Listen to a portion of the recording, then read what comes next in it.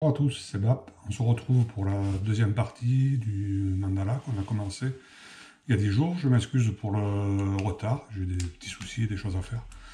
Donc voilà, on se retrouve.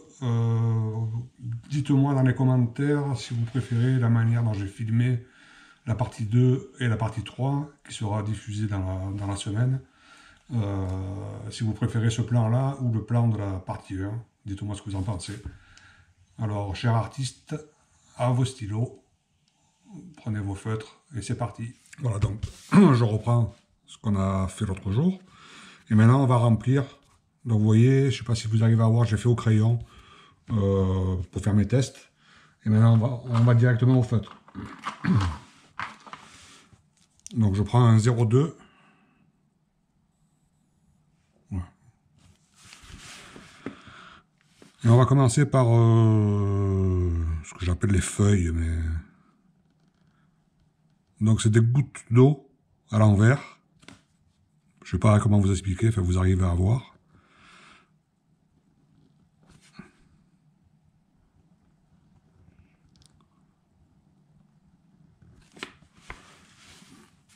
Voilà, donc à répéter à chaque fois.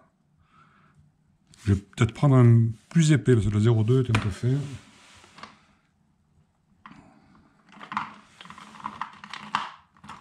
Voilà, je prends un 0,4.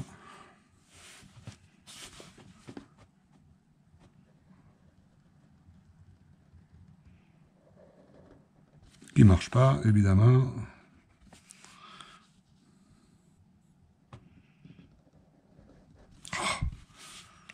C'est fait exprès. Petit souci de matériel. Voilà.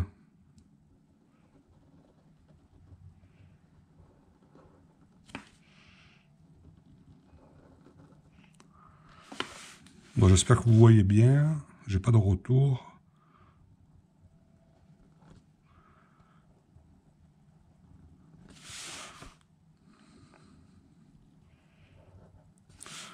Alors après, on va venir noircir là les espaces pour finir notre dessin. Mais on le fera seulement après le gommage. Parce que le gommage va rendre le noir qu'on fait avec les liners un peu plus clair. Donc tant qu'à remplir, les remplissages on les fera après, à la fin du dessin. Voilà. Je vais vous accélérer tout ça. Comme ça après on peut continuer.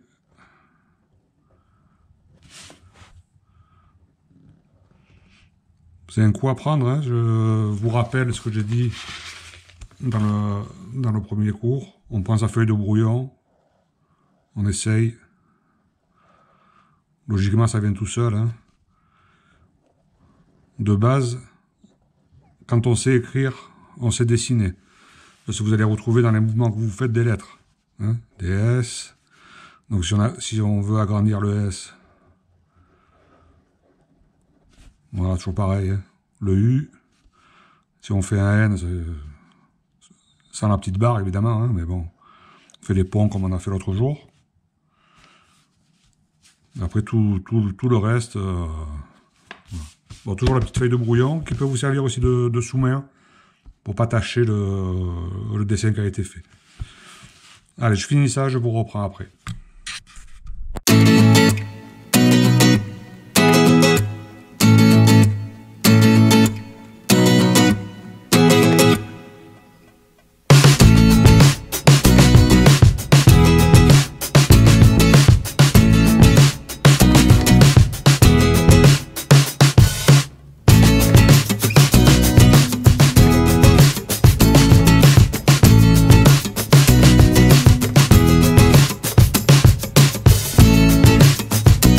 Voilà,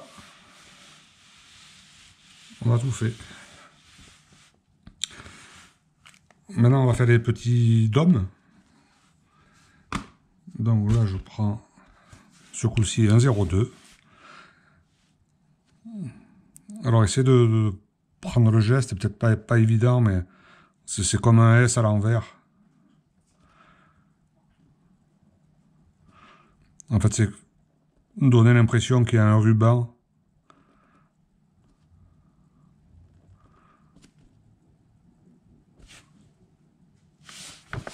Allez, on recommence. Tourne dans un sens et puis après dans l'autre. Ça c'est rien, c'est mon chien de garde.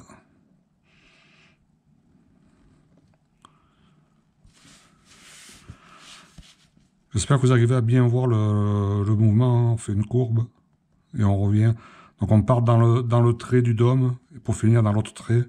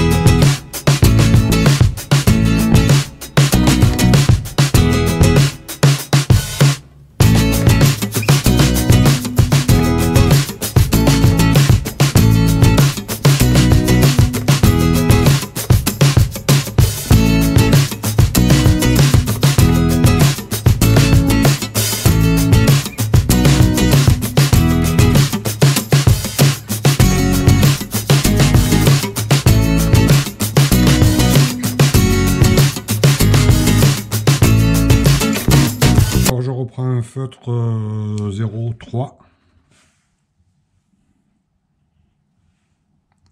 J'essaie de vous le mettre à l'endroit. Que... Donc en fait, ce que je fais, vous le voyez à l'envers parce que j'ai la caméra en face de moi. Donc on va faire là, dans ces espaces-là, des cœurs, comme ça. Donc pour voir, on part comme ça, on revient, on remonte. Et on vient finir là. On part, on revient, et on ferme. Donc vous avez, pour votre, pardon, je suis un peu enroué, je sors d'un rhume. Pour vous aider, vous avez toujours le trait qui démarque le centre de votre cœur. Donc à l'œil, hein. On remonte.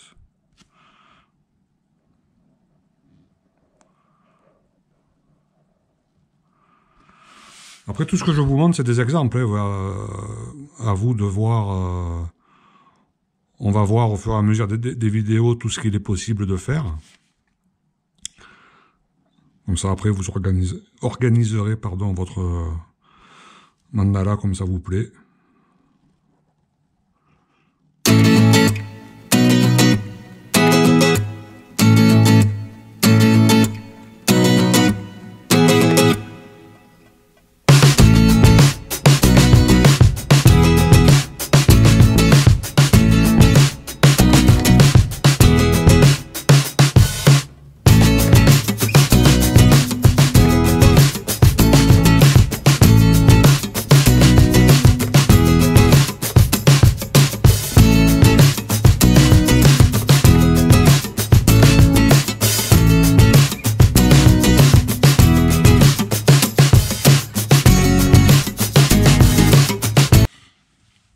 Voilà, pour les cœurs, c'est fait. On va attaquer maintenant cette partie, ici. Donc on va préparer l'autre là, parce que je sais ce que je veux faire. Donc on reprend le compas au crayon. Et on vient tracer à peu près au milieu de ce trait-là, à peu près. Hein, si vous voulez mesurer, vous pouvez mesurer, il n'y a pas de souci. Hein.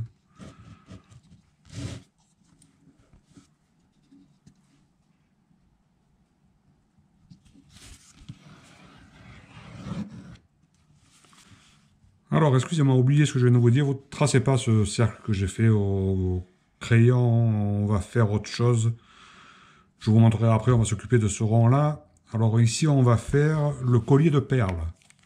Alors après, vous affolez pas au nom que je donne à mes formes. C'est juste moi pour m'amuser, pour rigoler. Alors le collier de perles, comme vous imaginez, ça va être que des ronds. Donc prenez un feutre assez gros, là j'ai 0,3, je vais prendre 0,5 Pas 0,05, hein, 0,5. Ok, on fait un peu plus gros, non. Ça c'est 0,05. Je vous dis de ne pas le faire, je le fais moi. Voilà, 0,5. Vous voyez, c'est assez gros. Donc le but, ça va être là-dedans, faire des ronds. Comme un collier de perles. Allez, c'est parti.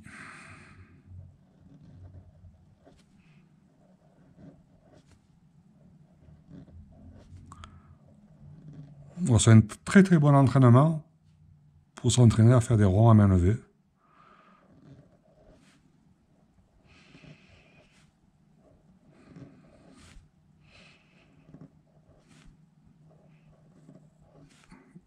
Allez, on accélère et on se retrouve à la fin.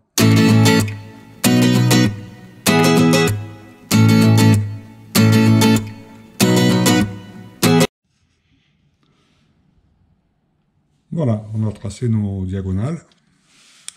Alors maintenant, c'est de la précision, de la patience, parce qu'il y en a 72 à faire.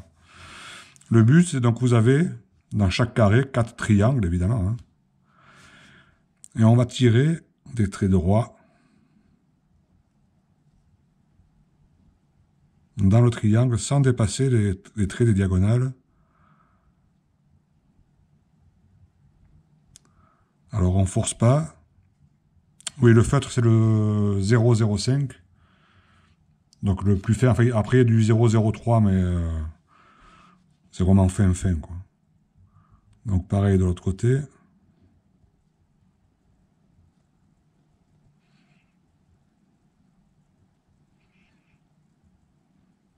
Donc vous voyez, à chaque fois je m'arrête sur le trait de la diagonale. Et on va reprendre.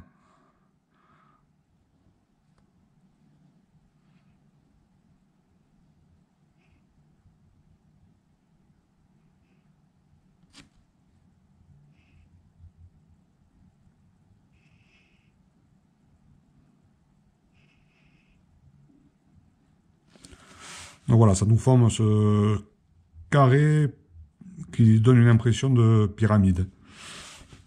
Donc on va répéter ça sur tous nos petits triangles.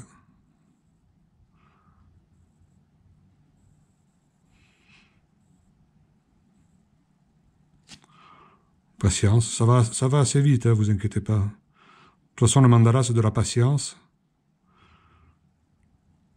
Et c'est en faisant des petites choses précises comme ça où, finalement, on se détend le plus.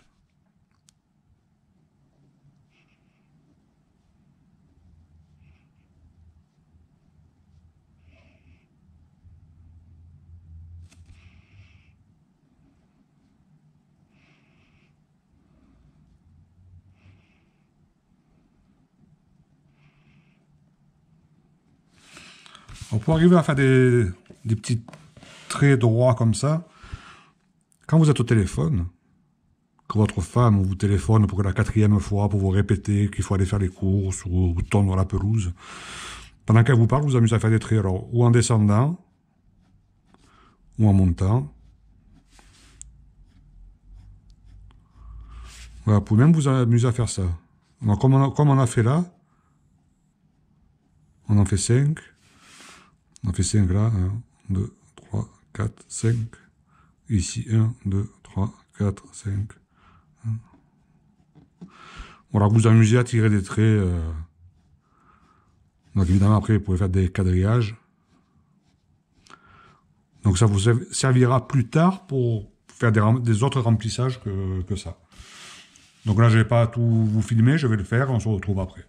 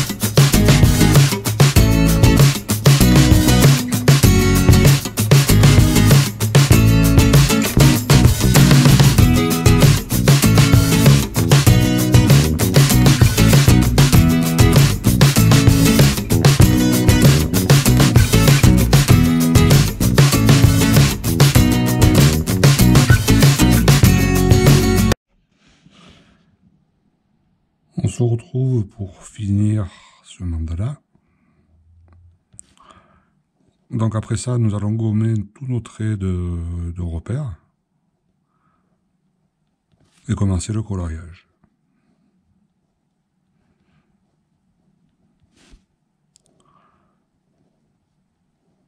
Fait qu'il ne sera pas vraiment du coloriage, vu que ça sera en noir, mais nous allons remplir nos zones qui restent.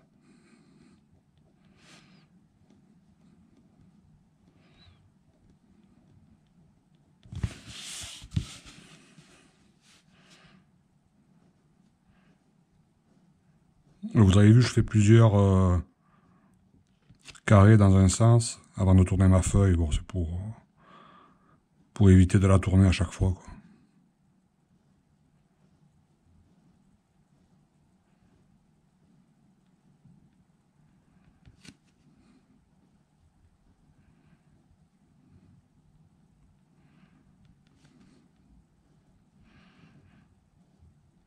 Et voilà pour le dernier.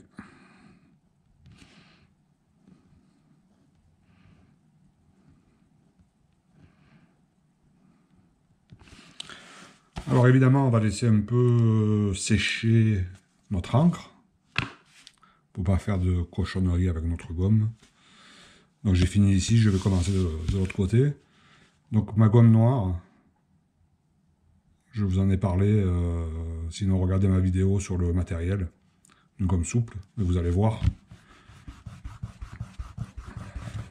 Donc elle gomme très bien, d'une, et après elle fait que des petits, je sais pas comment on peut appeler ça, hein. Et on peut tous les regrouper, donc c'est hyper facile pour nettoyer son bureau après, sans en mettre partout par terre. Donc vous voyez, moi je vais droit sur les segments qu'on a tracés, au moins ça enlève bien le trait.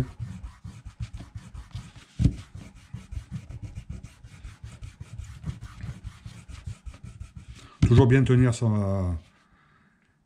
sa feuille pour éviter qu'elle se plie.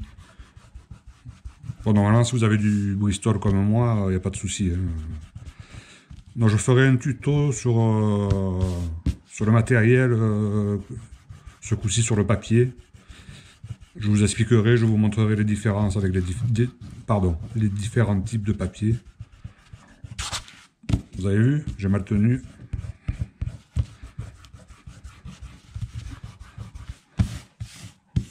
Donc c'est hyper facile à nettoyer cette gomme.